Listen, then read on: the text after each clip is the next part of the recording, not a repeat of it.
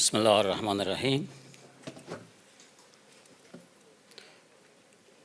At the outset, I would like to express my thanks and appreciation to the organizers of this very important meeting. I will focus on this issue, on the political and strategic aspect of this issue in recent time and actually in the area that we are living today. Today, political and cultural trends and processes in the Middle East and the world clearly show that dialogue among civilization is not merely a moral recommendation, but a vital imperative. Sectarian strife, in addition to ethnic and tribal massacres on the one hand, and the continued hostility toward the Islamic world by the West and even the East, because of the situation in Myanmar, on the other hand, further highlight the urgency of this necessary idea. The sectarian violence is on the rise in the Middle East, but it is a created and fabricated reality, not a natural one. I want to make the point that this sectarian violence, these sectarian differences, it is something that some powers in our region and trans-regional power also have interest, and they have created these difficulties, they have created this animosity. Otherwise, for centuries, these branches of Islam have lived together, as it was mentioned by previous speakers.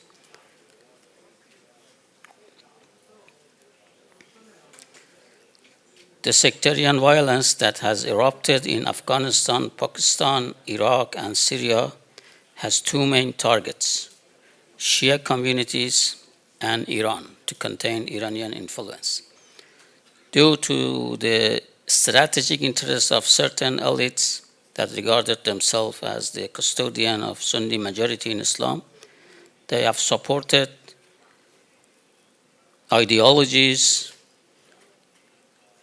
that are inclined to these differences, and also recruited young and poor people, and also provided organizational support to fight in the name of Islam against Shia people, whom they consider to be the instrument of Iranian influence.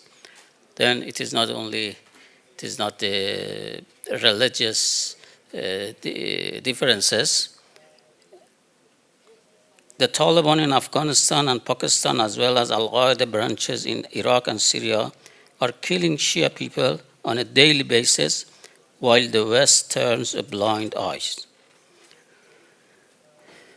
In other words, religion has been misused for political purposes. Yet, religion can play a constructive role for peace and dialogue, both between religions and between different branches of the same religion.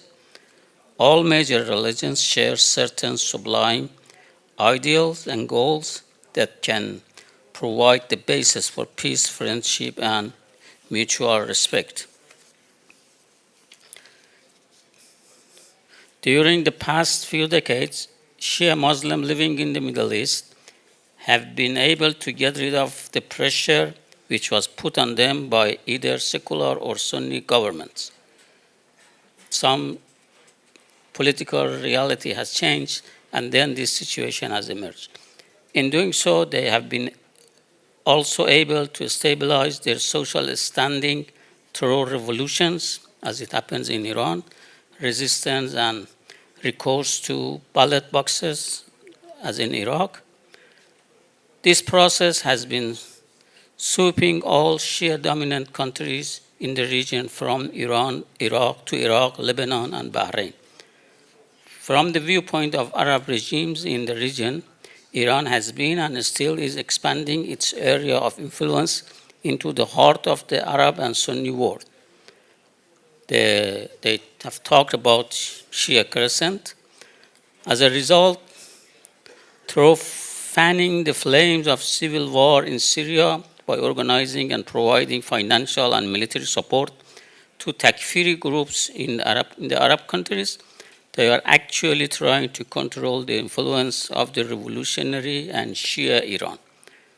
They consider Iran a revolution that is dangerous for the whole region, and Shia also as a group that are playing in line with Iranian influence. From the viewpoint of Israel, Iran is now the greatest threat to its domination in the region. Therefore, Tel Aviv argues the backbone of Iran's regional power should be broken in Syria in order to pave the way for laying complete siege to the Lebanese Hezbollah movement as a requisite for bolstering the security of Israel. The political and strategic root causes behind the sectarian strife in contemporary times should be considered to be related to three major strategic changes in the Middle East.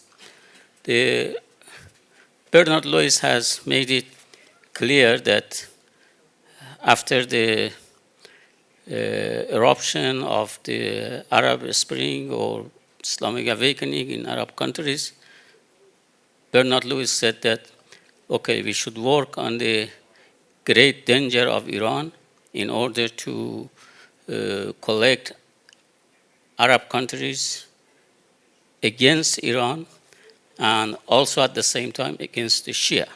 And this, to fight against Iran and against Shia, is a platform that Israel has made decision, strategic decision, and this was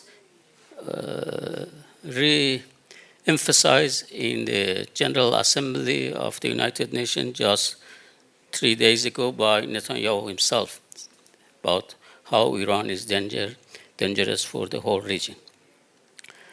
These three changes that has shift of power, strategic changes related to Islamic revolution in Iran, to the overthrow of the Saddam regime in Iraq, and also the Islamic awakening in the Middle East, Arab Spring in the Middle East and North Africa. Because of time limit, I cannot go to this area separately, but if somebody interested, I will give my paper to him or her. As extremism continues to thrive and the culture of dialogue is in decline, sectarian conflicts have afflicted all parts of our region. This situation has its roots in a fanatic way of thinking, sticking to crude and primitive ideas and violence. Frequent armed attacks on mosques, people's houses, convoys of pilgrims, and funeral ceremonies have turned into a repetitive and heinous show. Such anti-Islam measures have tarnished the general image of Muslim in the world with blood and violence. This form of violence is in fact a tool in the hands of regional and trans-regional power which use it to achieve their political and strategic goals. At present, an unaccountable number of women and children are virtually waiting in the death row as violence is escalating at the hands of brainwashed youths who are ready to lay down their lives for goals which actually serve the interests of hegemonic power. The world of Islam is seeing part of its body on fire through violent actions which take place before the eyes of the entire world and are in total contrast to the core tenets of Islam as the religion of peace and friendship. As if the Islamic world is actually heading toward a big mass suicide. It is now incumbent on the ulama, scholars, and intellectuals and civil society in the Muslim world to play the important role and mission to prevent that mass suicide from happening.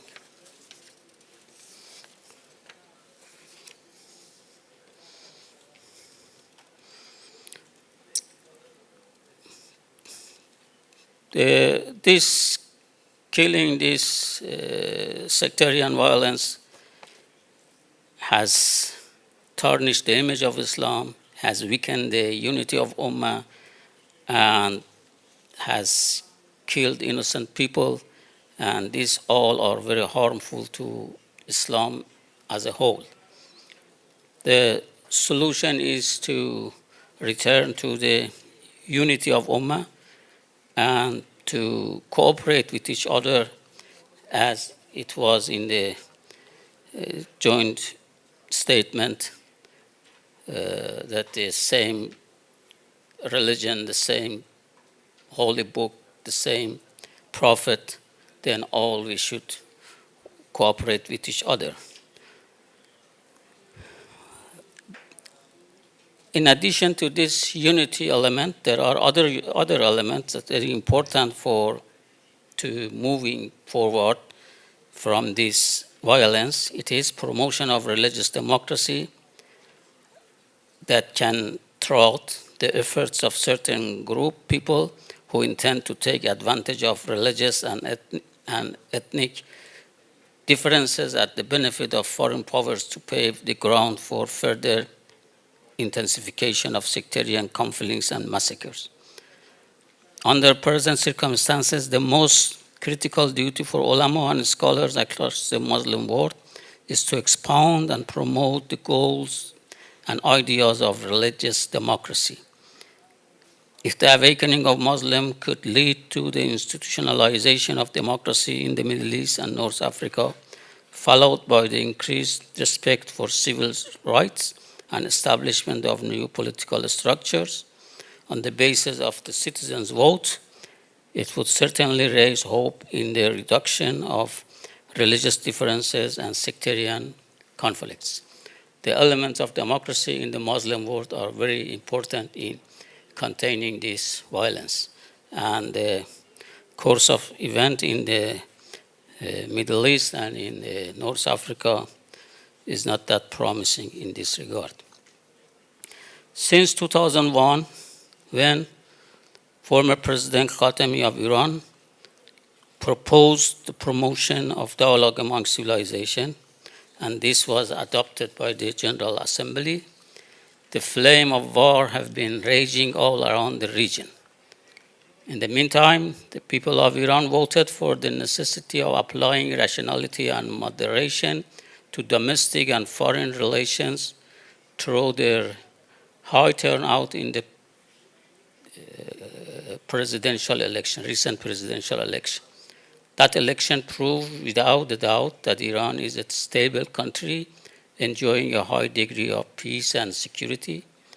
The political development in Iran and the warm welcome given to the new administration of hope and prudence presage a bright future outlook for the country. The revival of the discourse of moderation and dialogue can not only bolster domestic unity, but also improve foreign relations with other countries. It can also bring sectarian and global violence under control and provide people with a happy and prosperous life.